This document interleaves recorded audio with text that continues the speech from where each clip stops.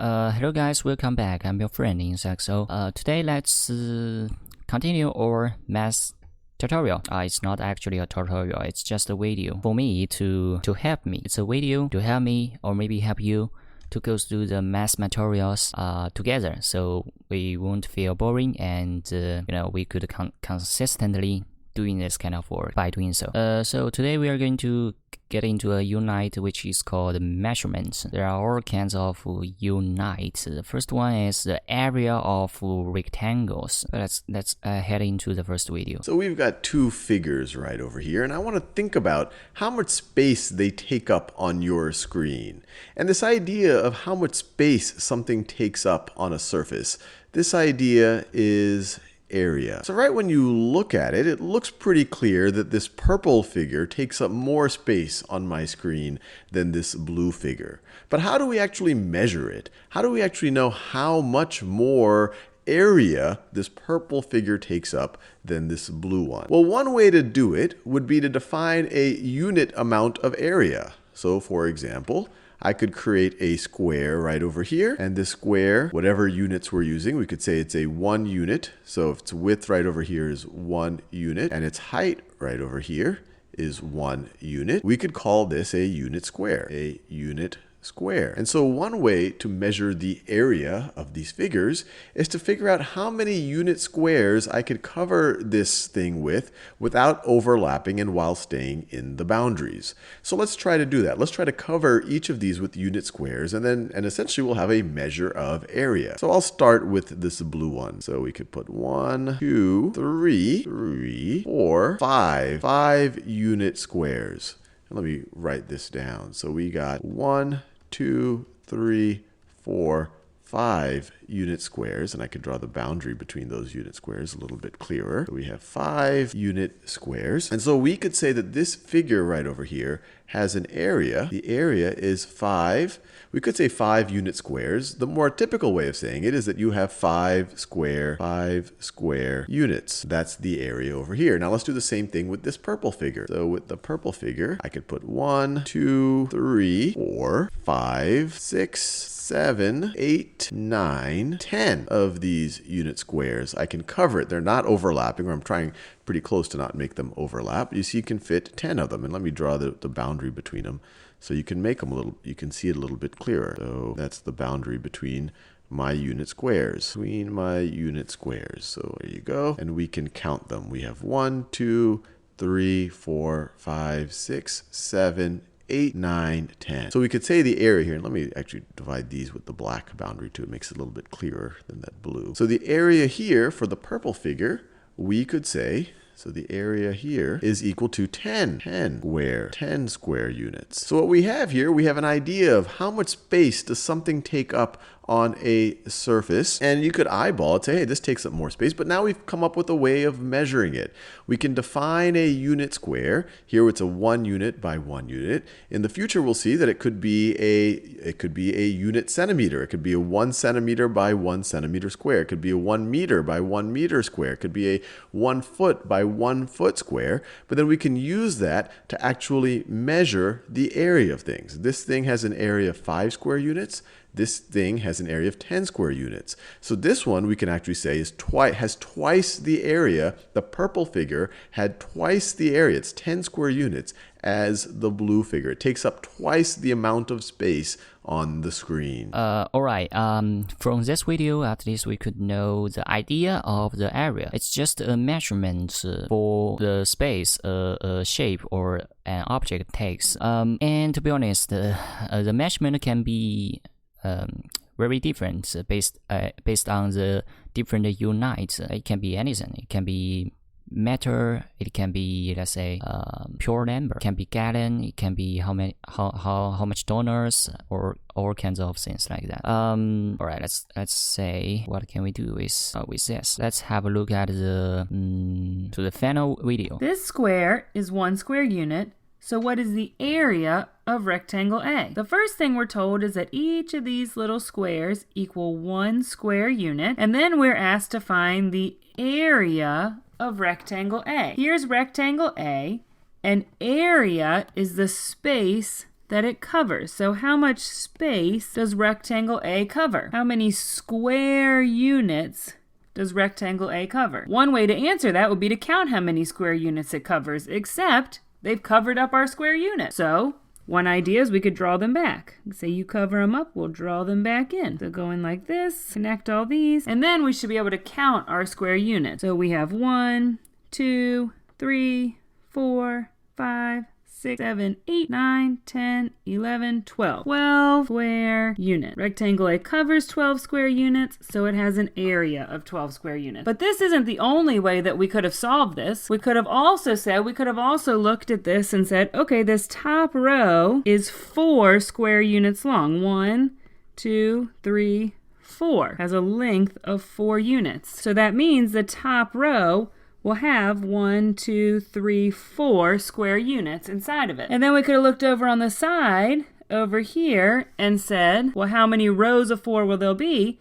There'll be 1, 2, 3 rows of 4. So we'll have this row of 4, and then a second row of 4, and a third. So 3 times we will have 4 square units. There's 4 square units at the top, another in the middle, and another at the bottom. 3 times we will have 4 square units. Or we could go even farther than that. So we could have done 3 times 4. Or we could look at this and say, okay, here's one column. This column has 3 square units. It has a length of 3. 1, 2, 3. How many of these columns like this will there be? There'll be 1, 2, 3, 4, because our length here up at the top is 4. So this time, 4 times, we will see 3 square units. 1, 2, 3, and we'll see that 1, 2, 3, 4 times. So no matter which of these we solve, whether we counted the square units like in the beginning, or we multiplied the side lengths, the 3 and the 4, in every case, we're going to find that this equals 12 square units. The area of rectangle A is 12 square units because... All right, let me sum up this. How can you get the area of a rectangle? Well, it's quite simple. You just have to multiply the height and the width, and you're done. For this case, the height of this rectangle is 3. And the width for this rectangle is 4, so 3 times 4 equal to 12. So in the end, the area of this rectangle is 12. That's how you solve the area problem for a rectangle. Okay, let's go on. What is the perimeter? When people use the word perimeter in everyday language, they're talking about the boundary of some area. And when we talk about perimeter in math, we're talking about a related idea, but now we're not just talking... Okay, it's called a perimeter.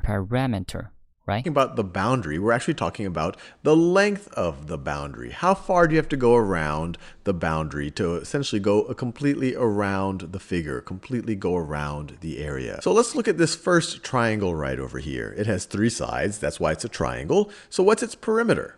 Well, here all the sides are the same. So the perimeter for this triangle is going to be 4 plus 4 plus 4, and whatever units this is. If this is 4 feet, 4 feet, and 4 feet, then it would be 4 feet plus 4 feet plus 4 feet is equal to 12 feet. Now, I encourage you to now pause the video and figure out the perimeters of these 3 figures. Well, it's the exact same idea. We would just add the lengths of the sides. So let's say that these distances, let's say they're in meters. So let's say that this is 3 meters, and this is also 3 meters. This is a rectangle here, so this is 5 meters. This is also 5 meters. So what is the perimeter of this rectangle going to be? What is the distance around the rectangle that bounds this area? Well, it's going to be 3 plus 5 plus 3 plus 5, which is equal to, let's see, that's 3 plus 3 is 6, plus 5 plus 5 is 10. So that is equal to 16. And if we're saying these are all in meters, then it's going to be 16 meters. Now, what about this pentagon? Let's say that each of these sides are 2, and I'll make up a unit here. Let's say they're 2 GNUs. 2 GNUs. That's a new unit a new unit of distance that I have just invented. 2 GNUs. 2 GNUs. So what is the perimeter of this pentagon in GNUs? Well, it's 2 plus 2 plus 2 plus 2 plus 2 GNUs. Or we're essentially taking 1, 2, 3, 4, 5 GNUs, five sides, each have a length of 2 GNUs. So the perimeter here, we could add 2 repeatedly, 5 times, or you could just say this is 5 times 2 GNUs, which is equal to 10 GNUs, where a GNU is a completely made up unit of length that I just made up. Here we have a more irregular polygon, but same exact idea. How would you figure out its perimeter? Well, you just add up the lengths of its sides. And here I'll just do it unitless. I'll just assume that this is some generic unit. And here the perimeter will be 1 plus 4 plus 2 plus 2, let me scroll over to the right a little bit, plus 4 plus 6. So what is this going to be equal to? 1 plus 4 is 5, plus 2 is 7, plus 2 is 9, plus 4 is 13, plus 6 is 19. So this figure has a perimeter of 19 in whatever units these distances are actually given. Okay, it's called parameter. In other words, the parameter is the meaning of parameter is the length outside an object. I don't just want to go out. Let's watch the last one video. Mike built a rectangular dog pen that is 21 feet long and has a perimeter of 78 feet. What is the width of Mike's dog pen? So let's draw what it might look like. So it might look something like this. My best to draw it. A rectangular potential dog pen. So let's say that this is the dog pen right over here. And they give us its length. Its length is 21 feet. Length is 21 feet. So this distance right over here is 21 feet. And of course, if that distance is 21 feet, this distance is also going to be 21. Now they also tell us that the perimeter is 78 feet. So the perimeter is 78. So we need to figure out the width. And the width would be this length, or this width, I should say. This width is going to be the same thing as that width right over here. So let's think about, and we know how we figure out the perimeter. If we added this distance, 21 feet, to this distance, the width, plus 21 feet to the width again, we're going to get to 78 feet. So one way to back into what the width is to say, well, look, if we sum up all of these lengths, we're going to get 28 feet. So let's at least subtract these two orange lengths, the 221 feet from the 78 feet, and then we figure out how much length, essentially, these two widths have to make up. So let's subtract. Let's do 78 minus 21 minus 21. What's that going to be equal to? So that's 78 minus 42, and 78 minus 42, I don't want to make a careless mistake, 78 minus 42 is going to get me to 36. So this is equal to 36. And let's remind ourselves what 36 is, what 36 feet is. That's the total length, or I should say the total width, if we were to take the width down here and add it to the width up here. Now we know something else. These are the exact same width, that this distance is the same as this distance. And if we add them together, we get to 36.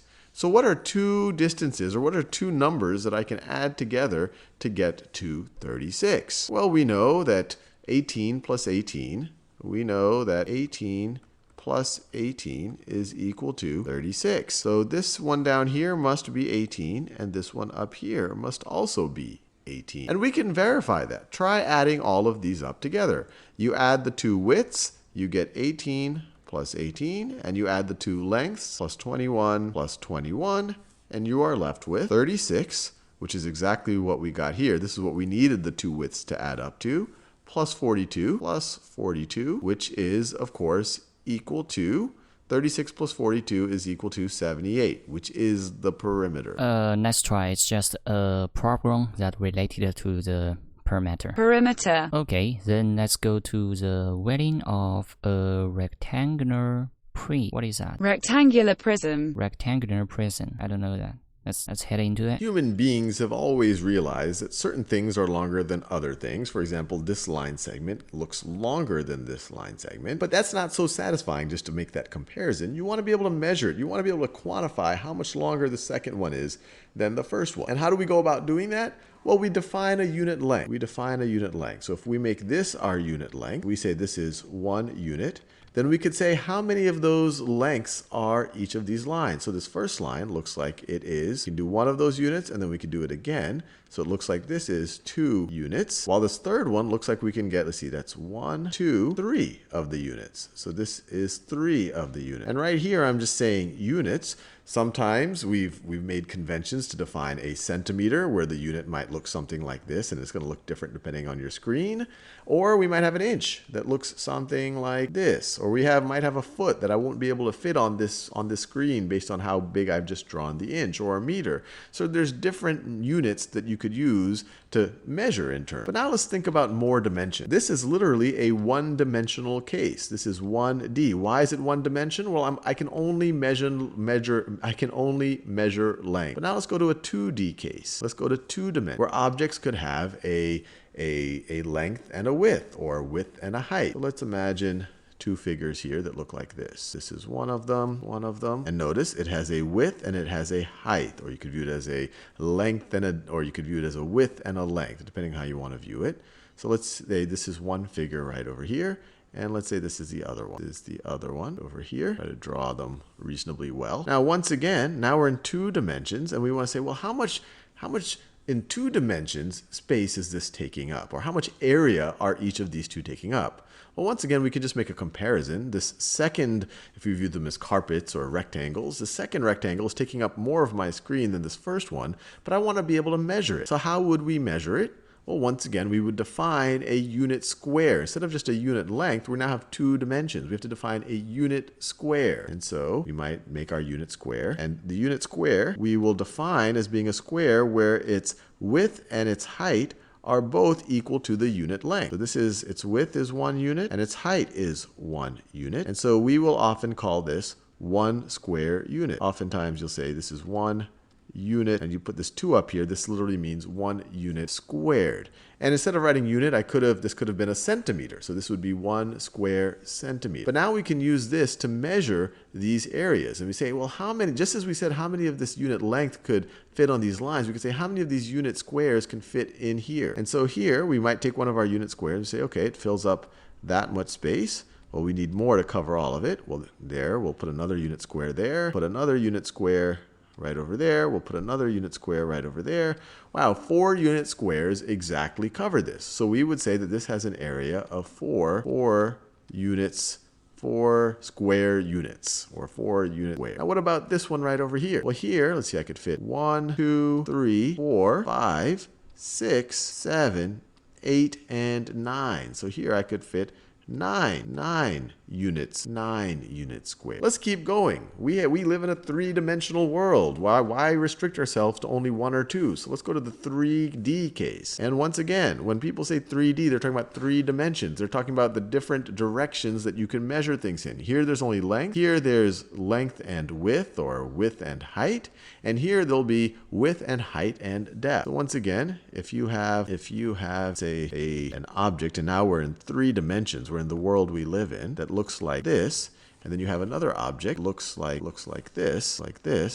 It looks like this second object takes up more space, more physical space than this first object does. It looks like it has a larger volume. But how do we actually measure that? And remember, volume is just how much space something takes up in 3 dimensions. Area is how much space something takes up in 2 dimensions. Length is how much space something takes up in 1 dimension. But when we think about space, we're normally thinking about 3 dimensions. So how much space would you take up in the world that we live in? So just like we did before, we can define, instead of a unit length or a unit area, we can define a unit volume or a unit cube. So let's do that. Let's define our unit cube. And here, it's a cube, so all of its length, width, and height are going to be the same value. My best attempt at drawing a cube. And they're all going to be 1 unit. So it's going to be 1 unit high, 1 unit deep, and 1 unit wide. And so to measure volume, we can say, well, how many of these unit cubes can fit into these different shapes? Well, this one right over here, and you won't be able to actually see all of them. I could essentially break it down into, let me see how well I can do this, so that we can count them all. It's a little bit harder to see them all because there's some cubes that are behind us. But if you think of it as 2 layers, so one layer would look like this. One layer is going to look like this. So imagine 2 things like this stacked on top of each other. So this one's going to have 1, 2, 3, 4 cubes.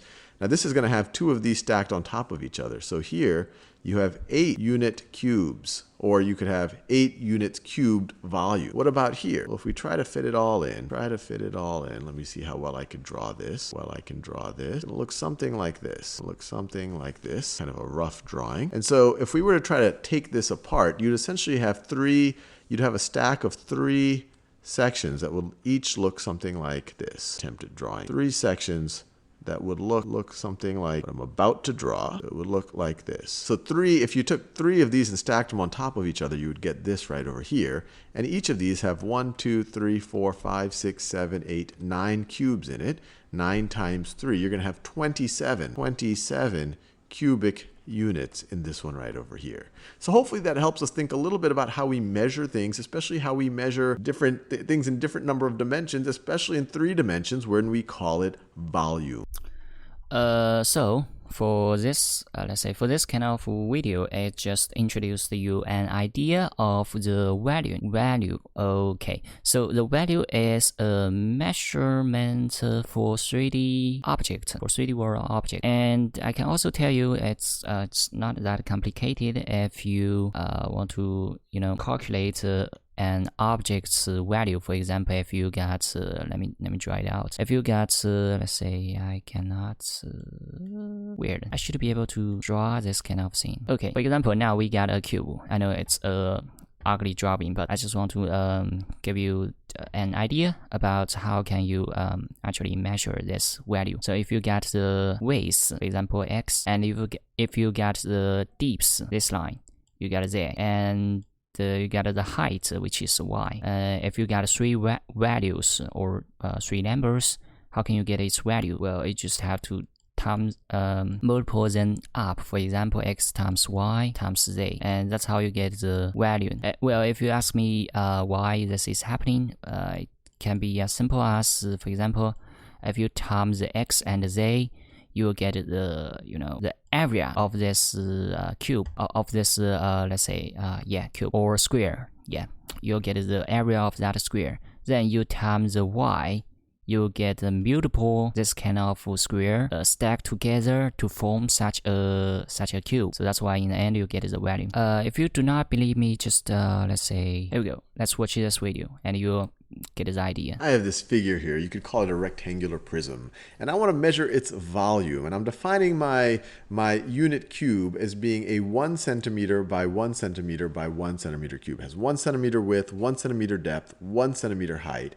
and I will call this is equal to 1 cubic centimeter. So I want to measure this volume in terms of cubic centimeters. We've already seen that we can do that by saying, hey, how many of these cubic centimeters can fit into this figure without them overlapping in any way? So if we had this, in our hands, we could kind of try to go around it and try to count it, but it's hard to see here because there's some cubes that we can't see behind the ones that we are seeing. So I'm going to try different tactics at it. So first, let's just think about what we can observe. So we see that this one, if we measure its different dimensions, its width, 2 of the unit length wide, 2 centimeters wide, 4 of our unit length, we're defining our unit length as a centimeter, 4 of our unit length high, so this dimension right over here is 4 centimeters, and it is 3 of our unit length deep. So this dimension right over here is 3 centimeters. So I want to explore if we can somehow use these numbers to figure out how many of these cubic centimeters would fit into this figure. And the first way I'm going to think about it is by looking at slices. So I'm going to take a slice.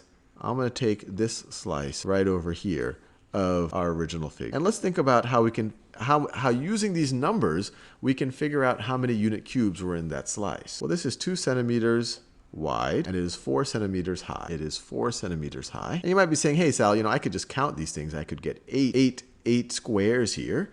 But what if there was a ton there? It would be a lot harder. And you might realize, well, I could just multiply the width times the height. That would give me the area of this surface right over here.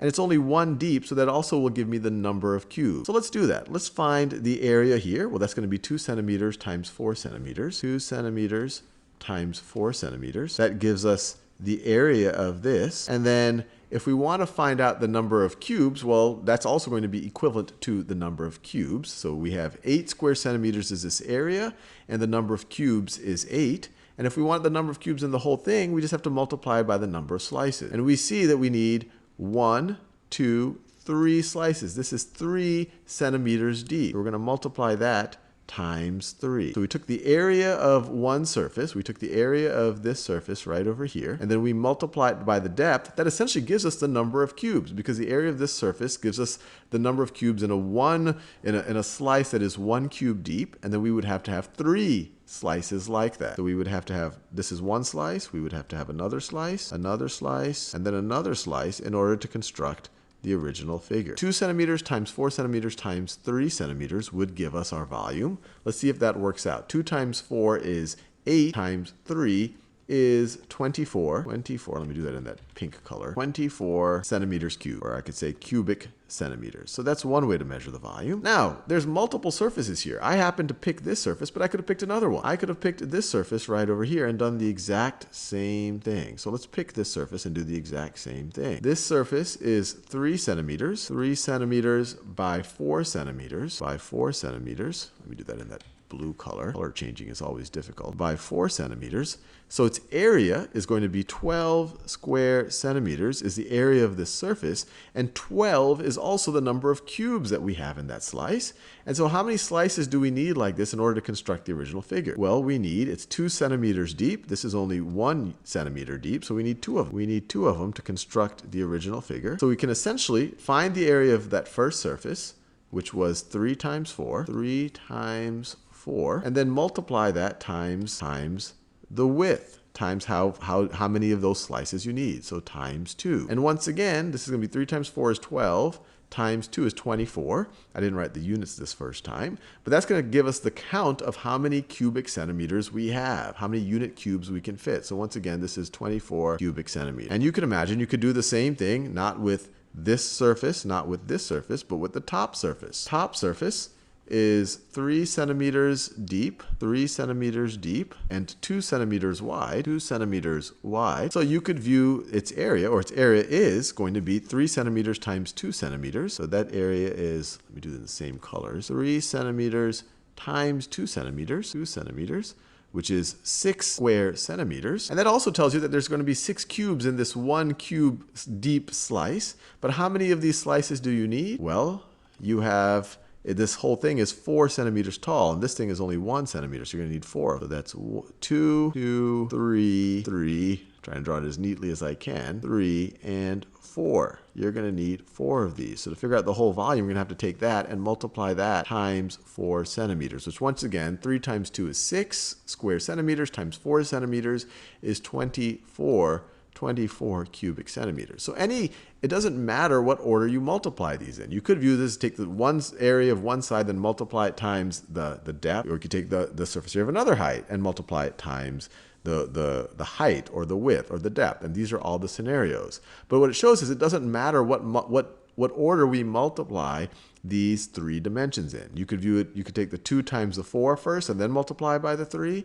or you could take the 3 times the 4 first and then multiply by the 2, or you could take the 2 times the 3 first and then multiply by the 4. When you're multiplying, it doesn't matter what order you're doing these in. And so if you have a rectangular prism like this, and you know it's 3 dimensions, you know it's 2 centimeters wide, 3 centimeters deep, and 4 centimeters tall, you can say, hey, the volume of this thing, the number of unit cubes, the number of cubic centimeters it can fit is going to be 2 centimeters times 4 centimeters times 4 centimeters times 3 centimeters. We've seen 3 times already is 24 cubic centimeters. Right, now you believe me. Okay, basically this is today's learning for the mathematics, and in today's lesson, we have learned how to do the measurement for different kind of objects, even for a land or a rectangle or a cube. We have also learned the idea of parameter. It's a total length of an 2D object. And here we have also learned the value, the idea of value, which is, let's say, the total space an 3D object would take. And as I would say, it's very important for us to learn, because in the reality, in our real life, we probably would do all kinds of measurement all the time, no matter what, even for money. Okay, that's today's learning. I will see you guys in the next video. Bye.